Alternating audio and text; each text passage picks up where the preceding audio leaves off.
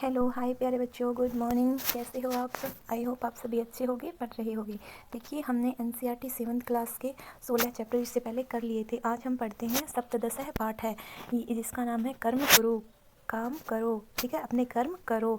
देखिए, ये जो हमारे 7-8 श्लोक हैं, ये श्रीमद् भागवत से लिए गए हैं, जिसमें क्या है कि अर्जुन को उपदेश दिया गया है। किसने उपदेश दिया था? श्री कृष्ण ने। और कब दिया था? जब महाभारत का युद्ध हुआ था। कहाँ पे? कुरुक्षेत्र में।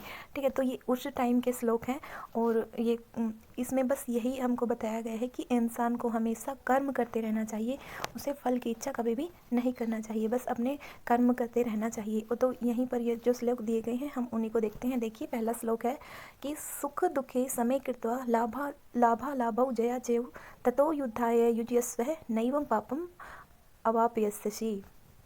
देखिए, मैंने इसके संधि कार्य लिखा हुआ है। लाभा प्लस में अलाभौ, जया प्लस में अजेय, एवं न प्लस में एवं नैवं, और पापम प्लस में अवाप्यस्यसि। और जया जय अन्वय ये लिखा हुआ है मैंने। और इसका हिंदी अर्थ और देख लीजिए। ठीक है, आई होप आप एक बार पढ़ लोगे। अभी हम श्लोक पर चलते हैं। देखो, यहाँ पर श्री कृष्ण जी कहते हैं कि देखिए, सम दुख सुख दुखे समय कृत्वा लाभा लाभो जय जय। मतलब वो कहते हैं कि सुख दुख को और लाभ हानि को, जय और पराजय को, मतलब चाहे आपका लाभ हो चाहे हानि, जय हो चाहे आपको पराजय मिले, चाहे आपको सुख मिले या दुख मिले, मतलब आप क्या करो कि सुख और दुख, लाभ हानि और जय और पराजय को समान समझो, समान मानो। ठीक है, और क्या करो? युद्धाय, युद्ध के लिए, युज्यस्व मतलब तैयार हो जाओ। इससे न प्लस में एवं, इससे तुम पापम अवाप्यस्यसि, इससे तुम पाप के भागी नहीं बनोगे। ठीक है, फिर से देखिए कि हे अर्जुन, सुख दुख को, लाभ हानि को, जय और पराजय को समान समझकर युद्ध के लिए तैयार हो जाओ, इससे तुम पाप के भागी नहीं बनोगे। देखिए, नेक्स्ट हमारा जो श्लोक है उसको हम पढ़ते हैं। देखो, योगस्थः कुरु कर्माणि संगम त्यक्त्वा धनंजय सिद्धे सिद्धियो समो भूत्वा समत्वम योगः उच्यते। देखिए, अब हे धनंजय, यहाँ से शुरू करेंगे हम, यहाँ से। हे धनंजय, धनंजय अर्जुन के लिए यूज़ किया है। हे अर्जुन, संगम मतलब आसक्ति को, त्यक्तवा छोड़कर, आसक्ति को छोड़कर, योगस्थः कुरु कर्माणि, योग स्थिर कर्म करो। योग स्थिर कर्म मतलब आपको आगे बताएंगे क्या होता है। चलो यहीं बता देते हैं। योगस्थ कर्म होता है मतलब चाहे किसी व्यक्ति को सुख मिले, दुख मिले, या फिर मतलब उसे कुछ भी मिले, हानि मिले या फिर लाभ मिले, सभी में समान रहना ही योग कहा गया है। ठीक है, अब समान कैसे रहेंगे? समान ऐसे रहेंगे कि मनुष्य कभी भी ये नहीं कहेगा कि मुझे सुख मिला है तो ये मतलब मेरे कर्म है, और नहीं ये कहेगा कि मुझे दुख मिला है तो ये मतलब भगवान ने दिया है। भगवान को कोसता नहीं है वो, मतलब सुख दुख उसको जो भी प्राप्त होता है वो हंसकर उन्हें सहन करता है, और बस स्वयं को एक समान रखता है, कभी भी विचलित नहीं होता। ठीक है, कभी भी क्रोध नहीं करता। ये होता है समानता का भाव, तो जिसको हम शास्त्र की भाषा में देखें तो हम उसको योग कहते हैं। ठीक है, तो उन्होंने कहा कि हे धनंजय, आसक्ति को छोड़कर योगस्थ कुरु कर्माणि, योग स्थिर होकर कर्म करो। सिद्धे सिद्धियों देखो, सिद्धि प्लस में असिद्धि, ये संधि विच्छेद हो जाएगा इसका। सिद्धि प्लस में असिद्धि, सिद्धि और असिद्धि मतलब सफलता और असफलता को समान समझकर, चाहे सफलता मिले चाहे असफलता मिले, लेकिन आपको क्या करना है? कर्म करना है। सफलता और असफलता को समान समझकर समत्वम योगः उच्यते, अपना कर्म करो, क्योंकि समत्व मतलब समानता के भाव को रखना ही योग कहा गया है। ठीक है, फिर से देखिए कि हे धनंजय, आसक्ति को त्याग कर योग स्थिर कर्म करो, सफलता और असफलता को भी समान समझो, इसी को समत्वम, मतलब सिद्धि और असिद्धि में समान भाव को ही योग कहा गया है। ठीक है, मतलब सिद्धि और असिद्धि को समान समझो, इसको ही, इस समान भाव को ही योग कहा गया है। ठीक है, देखिए हम अब तीसरा श्लोक देखते हैं। बुद्धि युक्तो जहातिह उभे सुकृते दुष्कृते तस्मात् योगाय युज्यस्व योगः कर्मसु कौशलम। सॉरी, एक मिनट रुकिए। हाँ जी, देखिए, तस्मात् योगाय युज्यस्व योगः कर्मसु कौशलम। देखिए, जहातिह का अर्थ है, जहातिह का अर्थ होता है, देखिए, छोड़ देना, मतलब इसकी संधि विच्छेद देखिए एक बार। जहात प्लस में ई है। ठीक है, ये संधि हो जाएगी हमारी, जहात प्लस में ई है। देखो, अब देखो, बुद्धि युक्तो, जो इस ई है ई है मतलब इस संसार में, जहात प्लस में ई है, इस संसार में बुद्धि युक्त जो प्राणी होते हैं, बुद्धिमान जो व्यक्ति होते हैं, उभय दोनों को, सुकृते सुख को, दुष्कृते दुख को, दोनों को क्या करते हैं, त्याग देते हैं। जहात मतलब त्याग देते हैं। इस संसार में जो बुद्धिमान लोग होते हैं वो सुख और दुख को समान समझकर उन्हें त्याग देते हैं, चाहे उन्हें सुख प्राप्त हो चाहे दुख प्राप्त हो, वो एक ही समान समझते हैं सुख और दुख को। तस्मात् योगाय युज्यस्व है, इसलिए, तस्मात् का मतलब इसलिए, योगाय मतलब योग के लिए, युज्यस्व का मतलब होता है तैयार हो जाओ। इसलिए तुम युद्ध के लिए युद्ध के नहीं, योग के लिए तैयार हो जाओ, क्योंकि योग है कर्मसु कौशलम, योग से ही कर्मों में कुशलता मिलती है। फिर से देखिए कि जो इस संसार में बुद्धिमान जो लोग होते हैं वो सुख और दुख दोनों को समान समझ के छोड़ देते हैं। इसलिए योग के लिए तुम तैयार हो जाओ, क्योंकि योग से ही कर्मों में कुशलता आती है। कर्मसु सप्तमी विभक्ति एक वचन है ये, ठीक है। सप्तमी जैसे रामसु, बालकेशु, ठीक है, ये केशु, और ये कौशलम, ये हमारा कौशल शब्द है और इसमें द्वितीय विभक्ति एक वचन है, जैसे रामम, ठीक है, बालकम, ऐसे ही। और जहात प्लस में ई है, जहात का अर्थ होता है हमारा छोड़ देना, इसमें हमारा और सुकृते दुष्कृते, इसमें हमारा कौन सा द्वंद्व समास है, जोड़ा है सुख दुख का, ठीक है। बुद्धि प्लस में युक्त संधि विच्छेद हो जाएगा। तस्मात्, ये तस्मात् हमारा एक सूत्र होता है खरीचय, जिससे क्या हुआ है, तस्माद त के तय जो तय है लास्ट में, इसको दय हुआ है किससे, खरीचे से, ठीक है। योगाय योग के लिए। नेक्स्ट श्लोक देखते हैं। देखिए नेक्स्ट श्लोक, क्रोधात भवति सम्मोहात् स्मृति विभ्रमः, स्मृति भ्रंशात् बुद्धिनाशात् प्रणश्यति। देखिए क्रोधात, क्रोध से क्या होता है, क्रोधात सब पंचमी विभक्ति एक वचन, भवति भू धातु लट लकार प्रथम पुरुष एक वचन, सम्मोह का अर्थ होता है मोह मतलब किसी के प्रति आसक्ति, बहुत ज़्यादा आसक्त होना, तो ये मोह होता है। क्रोध से क्या उत्पन्न होता है, मोह उत्पन्न होता है। क्रोधात संभवति, क्रोध से मोह उत्पन्न होता है। मतलब जब हम किसी पर क्रोध करेंगे तो हमें एक ना एक टाइम उस पर बहुत सारा प्रेम आएगा, प्यार आएगा, तो इससे क्रोध से क्या होता है, मोह उत्पन्न होता है। और सम्मोहात, और मोह से क्या होता है, स्मृति विभ्रम है, मतलब स्मृति में भ्रम हो जाता है, मतलब हम ये नहीं डिसाइड कर पाते कि ये अच्छा है, ये बुरा है, ये सही है। तो इस प्रकार हमारी स्मृति भ्रमित हो जाती है, जो हमारी याददाश्त है या फिर स्मृति है, ये हमारी भ्रमित हो जाती है, हम अच्छे बुरे का निर्णय नहीं ले पाते। तो मोह से क्या होता है, स्मृति भ्रमित हो जाती है। और स्मृति भ्रंशात्, स्मृति के भ्रम हो जाने से बुद्धिनाशो, बुद्धि का नाश हो जाता है। और बुद्धिनाशात् प्रणश्यति का मतलब गिर जाता है, नष्ट हो जाता है। बुद्धि के नष्ट हो जाने से मनुष्य ही नष्ट हो जाता है। प्रणश्यति का अर्थ होता है गिर जाता है, ठीक है। अब देखिए संपूर्ण श्लोक की, क्रोध से मोह उत्पन्न होता है, मोह से स्मृति में भ्रम उत्पन्न हो जाता है, स्मृति में भ्रम उत्पन्न होने से हमारी बुद्धि का नाश हो जाता है, और जब हमारी बुद्धि का नाश हो जाता है तो प्राणी का ही मतलब प्राणी ही नष्ट हो जाता है, ठीक है। नेक्स्ट श्लोक देखिए हमारा श्लोक है, एक सेकेंड, हाँ जी देखो, हाँ जी, न ही कश्चित् क्षणमपि जातु तिष्ठत् कर्म कृतः कार्यते हयवसः कर्म सर्वं प्रकृति जैर्गुणैः। देखिए एक बार संधि कार्य देखिए, यहाँ पे तो तिष्ठति प्लस में अकर्मत आ जाएगा, अकर्म कृतः, ठीक है। तिष्ठति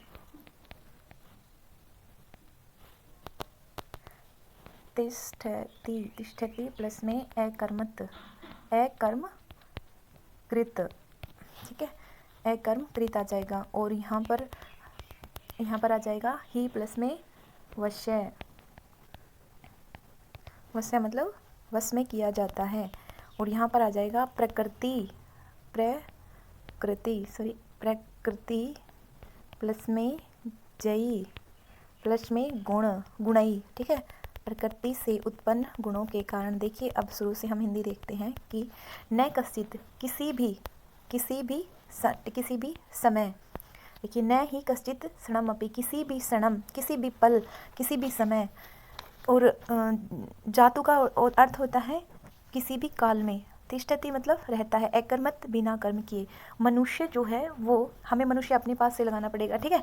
मतलब श्री कृष्ण जी कहते हैं अर्जुन से कि हे अर्जुन, कोई किसी भी काल में, जातु मतलब किसी भी काल में, किसी भी काल में कोई भी व्यक्ति ऐसा नहीं है कि न ही कश्चित, कोई भी मनुष्य ऐसा नहीं है कि किसी भी समय किसी भी काल में तिष्ठति रह सके बिना अकर्म कृत है, बिना कर्म किए ही रह सके। मतलब कोई भी प्राणी ऐसा नहीं है कि किसी भी काल में किसी भी पल बिना कोई कार्य करे रह सके। मतलब देखिए, उठना बैठना चलना फिरना ये सभी कार्य तो हैं, तो हम क्या रहते हैं 1 मिनट या अगर हम सोते हैं तभी रहते हैं ना, और फिर क्या आता है, फिर हमारी डेली रूटीन शुरू हो जाती है, फिर उठना बैठना चलना फिरना ये सभी हमारी क्रियाएं शुरू हो जाती है। तो ये मनुष्य का स्वभाव है कि वो कुछ ना कुछ कार्य करते रहता है। ये हमारे श्री कृष्ण जी अर्जुन को उपदेश दे रहे हैं कि हे अर्जुन, मनुष्य जो है किसी भी काल में किसी भी समय एक पल के लिए भी क्या नहीं रहता, बिना कर्म किए नहीं रह सकता।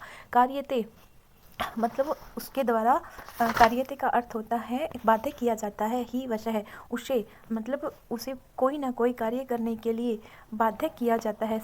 कर्म है सर्व है, सभी कर्म करने के लिए प्रकृति जैर गुणई, क्योंकि जो मनुष्य का प्रकृति से उत्पन्न जो मनुष्य है, मतलब जो मनुष्य प्रकृति से उत्पन्न है उसके गुणों के कारण ही, प्रकृति से उत्पन्न गुणों के कारण ही वह सभी कार्य करने के लिए बाधित किया जाता है। ठीक है, फिर देखिए एक बार कि हे अर्जुन, कोई भी मनुष्य इस संसार में कोई किसी भी काल में किसी भी समय बिना किसी कार्य नहीं रह सकता। मतलब वो कुछ ना कुछ कार्य करता ही रहता है, क्योंकि प्रकृति से उत्पन्न मनुष्य अपनी प्रकृति के कारण ही, अपने गुणों के कारण ही सभी कार्यों को करने के लिए बाधित किया जाता है। ठीक है, अर्थात भावार्थ ये निकला कि मनुष्य जो है वो हर टाइम कोई ना कोई कार्य करता रहता है, और ये उसका स्वभाव है कि उसे कुछ ना कुछ कार्य करना पड़ता है, उसको करना ही पड़ेगा। अगर उसे जिंदा रहना है, उसे अगर मतलब पृथ्वी पर रहना है, तो उसे हमेशा कोई ना कोई, चाहे वो बिल्कुल देखो चाहे कुछ भी कार्य ना करे, लेकिन ये तो उसको, चाहे वो सारा काम अपने नौकर चाकर से करवाए, लेकिन ये काम तो उसे खुद भी करना, तो ये काम तो उसे खुद ही करना पड़ेगा।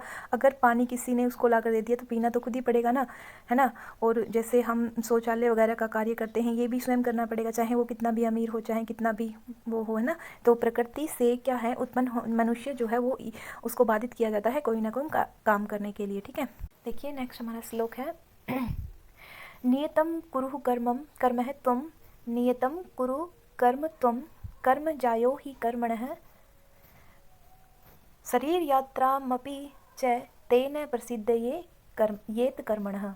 फिर से देखिए, नियतम कुरु कर्म है त्वम, कर्म जायो हय कर्मणः, शरीर यात्रामपि च तेन प्रसिद्धयेत कर्मणः। देखिए, इसमें कहा गया है कि मनुष्य को नियतम मतलब है जो शाश्वत नियम है, उन नियमों को, जो मान्यता प्राप्त नियम है, शाश्वत नियमों को, कुरु कर्म त्वम, शास्त्रों में निहित कर्म है उनको ही करो, तुम उनको ही करो। कर्म ज्यायो का अर्थ है मतलब कर्म करने से ही कर्मण है, कर्म करने से मतलब कर्म न करने से, देखो ही प्लस में अकर्मण है, कर्म न करने से अच्छा है, जायो तुम, अच्छा है क्या, अच्छा है कर्म करो। ठीक है, मतलब कर्म न करने से अच्छा है कि तुम कोई ना कोई कर्म करो और कैसे कर्म करो, जो शाश्वत नियम से युक्त है, जो शाश्वत नियम है उनको करो। क्यों करो भाई, शरीर यात्रा में भी, शरीर की यात्रा के लिए, जीवन के निर्वाह के लिए, चैतेन प्रसिद्ध, यह बात प्रसिद्ध है कि एत मतलब यह बात प्रसिद्ध है कि कर्मणः, हमें कर्म करना चाहिए, शरीर की यात्रा के लिए भी हमें कर्म करना चाहिए। देखिए फिर से नियतम कुरु कर्म, हमें शाश्वत नियम ही करने चाहिए, मतलब अच्छे कर्म ही करने चाहिए, क्योंकि कार्य न करने से अच्छा है कोई ना कोई कार्य किया जाए।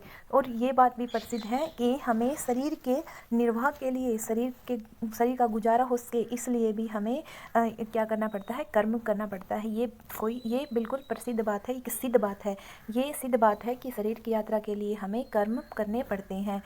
ठीक है, देखिए अगला श्लोक, अन्नात् भवन्ति भूतानि प्रियजन्नात् संभवः, यज्ञात् भवति पर्जन्यो यज्ञ कर्म समुद्भवः।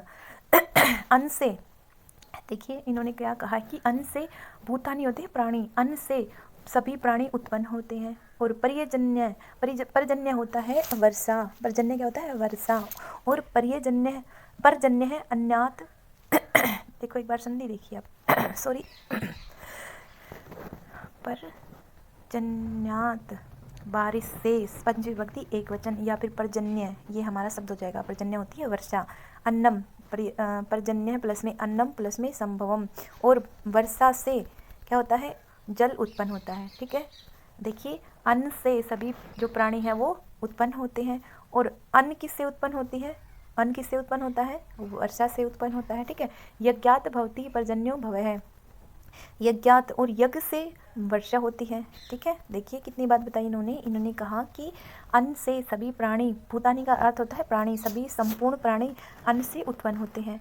और अन्न किससे उत्पन्न होता है, पर्यजन्य मतलब वर्षा से उत्पन्न होता है। अब ये कहते हैं कि वर्षा किस से उत्पन्न होती है, तो यज्ञात मतलब यज्ञ से वर्षा उत्पन्न होती है। यज्ञ है कर्म समुद्भव है, इसलिए तुम, और यज्ञ किससे होता है, कर्मों से उत्पन्न होता है। ठीक है, मतलब जो यज्ञ है वो किससे किया जाता है, कर्म करके ही किया जाता है। ठीक है, कहीं ना कहीं बात वही आ गई कि आप जो भी कार्य करोगे उसके लिए हमें कर्म करना ही पड़ेगा। कर्म करने से ही क्या होता है, हमारा निर्वाह हो सकता है। फिर से देखिए, अन्न से सभी प्राणी अन्न से उत्पन्न होते हैं, और जो अन्न है वो वर्षा से उत्पन्न होता है, जो वर्षा है वो यज्ञ से होती है, और यज्ञ हमारा कर्मों से ही, जो शाश्वत नियम कर्म है उनसे ही हमारा यज्ञ किया जाता है। देखिए हमारा अगला श्लोक कर्मण्येव हि संसिद्धि मा स्थिता जनकादय लोक संग्रह में वापि संपश्यन कर्तुम महर्षि। देखिए कर्मण्येव कर्मों से ही, निश्चित रूप से ही का अर्थ निश्चित रूप से, संसिद्धि मा स्थिता मतलब सिद्धि को प्राप्त हुए, कौन, जनकादय, जनकादि मतलब जो जनक आदि राजा थे वो सभी, उन सभी ने कर्म के द्वारा ही सिद्धि को प्राप्त किया। ठीक है, जनक आदि राजाओं ने भी कर्म करके ही, कर्म के द्वारा ही किसको प्राप्त किया, सिद्धि को प्राप्त किया। ठीक है, इसलिए तुम लोक संग्रह में वापी, लोक प्लस में संग्रह, संग्रम प्लस में एव और प्लस में अपी, इसका अर्थ हो गया कि लोगों को देखते हुए, लोगों के मतलब संग्रह, लोगों ने क्या संग्रह किया है, लोगों ने लोक व्यवहार को संग्रह किया है, इकट्ठा किया है। तो किसके कारण, कर्मों के कारण। आप उन्हीं कर्मों को देखकर, उसी लोगों के संग्रह को देखकर, उनके लोगों के व्यवहार को देखते हुए, संपश्यन का अर्थ होता है देखते हुए, कर तुम करो, अहर्षि कर्म को करो। ठीक है, मतलब लोक व्यवहार को देखते हुए, सामान्य लोगों को ही देखते हुए, तुम जैसे सभी अन्य लोग करते हैं और जैसे जनकादि ऋषियों ने किया, इनको देखते हुए तुम क्या करो, कर्म करो। ठीक है, कर्मण्येव हि संसिद्धि मा स्थिता जनकादय लोक संग्रह में वापि संपश्यन कर्तुम महर्षि, मतलब जनक आदि राजाओं ने कर्म के द्वारा ही सिद्धि को प्राप्त किया, और तुम भी लोक संग्रह को देखते हुए अपने कर्म करो। ठीक है, आइए अब अभ्यास देखते हैं। देखिए इसका पहला जो अभ्यास कार्य है वो देखो, अभ्यास करो। पहला क्वेश्चन, सॉरी यहाँ पे दिख नहीं रहा, मैं आपको वैसे बता देती हूँ क्योंकि ये बुक में ही ऐसा था। देखिए आपको पहला क्वेश्चन ये दिया गया है कि आप क्या करो, पहला क्वेश्चन में हम क्या करेंगे, उच्चारण करेंगे सह स्वर, जो आप कर लोगे, स्वयं करोगे आप। ठीक है, अध्यापक के साथ साथ, या फिर इसको देख के, आप वीडियो को देख के कर भी सकते हो साथ साथ उच्चारण। सेकंड हमारा क्वेश्चन है कि प्रश्नानाम उत्तराणि संस्कृतेन लिखते हैं, प्रश्नों के उत्तर संस्कृत भाषा में लिखिए। तो हमारा प्रश्न क्या है, बुद्धि युक्त किम जहाते, जो बुद्धिमान लोग हैं क्या छोड़ देते हैं। तो हमने पढ़ा था सुकृते दुष्कृते उभय, सुख और दुख दोनों को छोड़ देते हैं बुद्धिमान व्यक्ति। नेक्स्ट हमने पढ़ा था कुत्र कौशलम योग है, मतलब कुशलता कहाँ पर है, कुशलता योग में कुशलता कहाँ से आती है। ठीक है, तो हमने पढ़ा था कि कर्म करने से योग में कुशलता आती है। ठीक है, क्रोधात कह संभवती, क्रोध से कौन उत्पन्न होता है। तो हमने पढ़ा था सम्मोह, क्रोध से सम्मोह उत्पन्न होता है। स्मृति विभ्रम है कस्मात भवती, मतलब हमारी जो हमारी स्मृति है वो कब भ्रमित हो जाती है, कस्मात मतलब कब भ्रमित हो जाती है, तो सम्मोहात। ठीक है, हम मोह से हमारी स्मृति भ्रमित हो जाती है। स्मृति भ्रंशात किम भवती, मतलब जब हमारी स्मृति भ्रमित हो जाती है तो क्या होता है, बुद्धि विनाशम, बुद्धि का विनाश हो जाता है। अन्न संभव कस्मात, अन्न किससे उत्पन्न होता है। ठीक है, तो हमने पढ़ा था वर्षा से, तो परिजन्यात, कस्मात, षष्ठी विभक्ति, ये पंचमी विभक्ति एक वचन है, तो आंसर भी हमें पंचमी विभक्ति एक वचन में देना पड़ेगा। जनकादय केन सिद्धि मा स्थिता, जनकादि ने किसके द्वारा सिद्धि को प्राप्त किया, तो कर्मणा, कर्म करके। यज्ञात कह भवती, यज्ञ से क्या उत्पन्न होता है, तो यज्ञ किससे उत्पन्न होता है, तो पर्जन्य वर्षा से यह उत्पन्न होता है। देखिए मैं आपको एक चीज़ बता दूं, ये जब भी हम क्वेश्चन निर्माण करते हैं तो यहाँ पर जहाँ पर भी हमारा जो जिस विभक्ति जिस वचन में हमारे किम के रूप होते हैं उसी विभक्ति उसी वचन में हमें आंसर देना पड़ता है। ठीक है, जैसे किम था यहाँ तो मतलब क्या, इसका तो ऐसे आंसर बन रहा था। अब ये देखिए जैसे अकस्मात तो सम्मोहात, ये हमारी पंचमी विभक्ति है तो पंचमी विभक्ति में आंसर दिया। अब ये क्या है, प्रथम विभक्ति एक वचन है तो हमने प्रथम विभक्ति एक वचन का समूह में आंसर दिया। ये अकस्मात पंचमी में है तो पंचमी में दिया। किम, ये तो किम है तो बुद्धि विनाशम। ठीक है, मतलब कहने का मतलब ये है कि आप किम के रूप याद करोगे और फिर आंसर दोगे। देखिए नेक्स्ट क्वेश्चन है हमारा लाभा लाभव, आपको संधि विच्छेद करना है। लाभा प्लस में अलाभव हो जाएगा। ठीक है, लाभ प्लस में अलाभव, फिर ये दीर्घ संधि हो जाएगी। ये देखिए लाभा लाभा लाभा, ऐसे लाभा बन जाएगा। और ये जया प्लस में जो ये हमारी दीर्घ संधि है हुई है, इसमें भी हमारी जया एचओ में भी दीर्घ संधि है। जहाती प्लस में ई है, मतलब ई संसार में ये हमारी कौन सी दीर्घ, ये भी हमारी ई प्लस में ई मिलके बड़ी ई हो गई तो ये दीर्घ संधि है। अपने नियम पढ़े रखे होंगे, दीर्घ संधि में ए आ के बाद अगर ए आता है तो वो आ हो जाता है, ई के बाद ई आती है। अगर आपने नहीं पढ़ा है तो मेरी एक वीडियो है उसमें देख सकते हैं आप, या फिर आपको आती होंगी। शरीर यात्रा अपी, शरीर यात्रा भी ये हमारी दीर्घ संधि है। जनक आदि है, जनक आदि है, ये हमारा देखिए ये जनक प्लस में आदि है,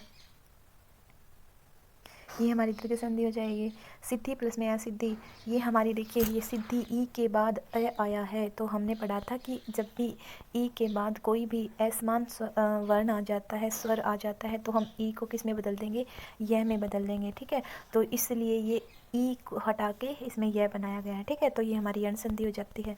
तो यहाँ पर भी ऐसे ही है कि ही हय है ना, ये हाँ यह ऐसे है, इसको आप ऐसे भी लिख सकते हो हय। ठीक है, ऐसे लिखो शुद्ध है। तो ये ई का, इस ई का, ही वाले ई का क्या हो गया ये, तो वैसे है यण संधि हो गई। कर्मण्य एव, कर्मण्य प्लस में एव, ये हमारी वृद्धि संधि हो गई। नेक्स्ट क्वेश्चन है, देखिए ये हमको मिलान करना है। देखिए युजस्व है होता है तैयार हो जाओ। ठीक है, युजस्व है मतलब तैयार हो जाओ। देखो कहीं पर होगा, हाँ है ना, ये रहा युजस्व, युद्ध के लिए तैयार। कौशलम मतलब होता है कुशलता। सम्मोह होता है अत्यंत मूढ़ भाव, मूर्खता। जातु मतलब होता है कार्यते, मतलब किया कृत्वा मतलब होता है करके। अब देखो दो बच गए, कौन कौन से, किसी भी समय। जातु मतलब किसी भी समय, कार्यते बाध्य किया जाता है। ठीक है,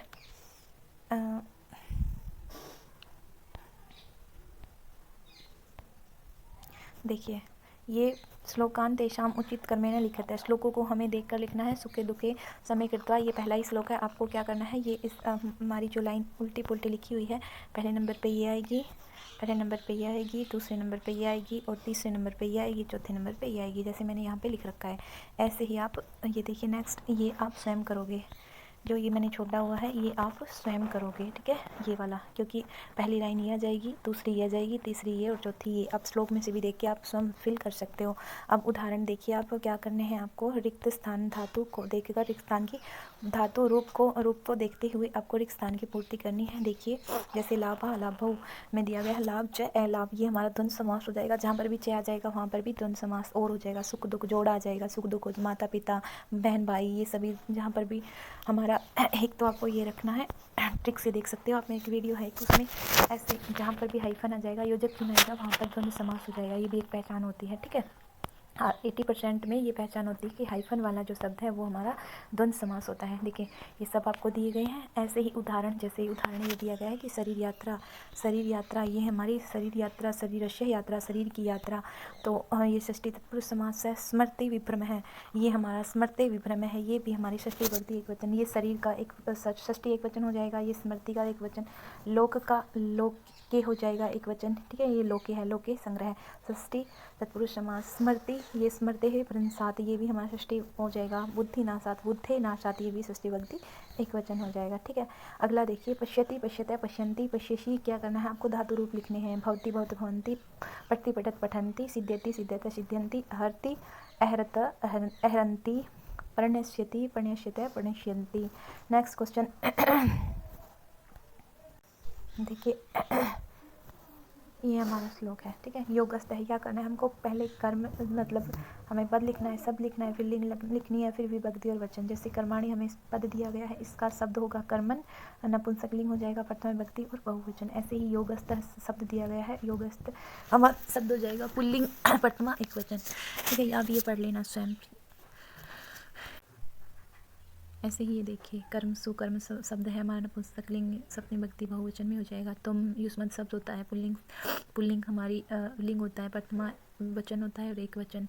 परिजन्य है, पर्जन्य शब्द हो जाएगा, पुल्लिंग प्रथमा एक वचन, ठीक है। ऐसे ही अब देखो, ये धातु लकार लिखने हैं हमें, जहाती में हमारी ये आपको दिया गया है एग्जाम्पल, आप ये खुद इसमें देख के फिल कर सकते हो। फिर आपको युज धातु, लोट लकार मध्यम पुरुष बहुवचन। ऐसे ही जहाती में आपकी हा धातु है, लट लकार है, प्रथम पुरुष एक वचन है। प्रणश्यति में आपका प्रय और नश, प्रय उपसर्ग है। नस इसमें आपकी क्या है, धातु है, लट लकार है, प्रथम पुरुष है और एक वचन है। प्रसिद्धेते प्रय और सिद्ध आपका क्या है, विधि लिंग लकार है, प्रथम पुरुष है, एक वचन है, ठीक है। ऐसे आपका ये भू धातु है, लकार प्रथम पुरुष बहुवचन। भवती भवत भवंती ऐसे याद कर सकते हो। तो ऐसे ही आप सारे, अगर आपने भू धातु याद कर ली तो सबको सभी रूप अपने आप ही आ जाएंगे, ठीक है। गुरु, क्री धातु, लोट लकार मध्यम पुरुष एक वचन। Thank you very much. ये हमारा पाठ था 17वां। अब हमारे सारे पाठ खत्म हो चुके हैं। हम 8 क्लास NCERT हम कल से शुरू करेंगे, ठीक है।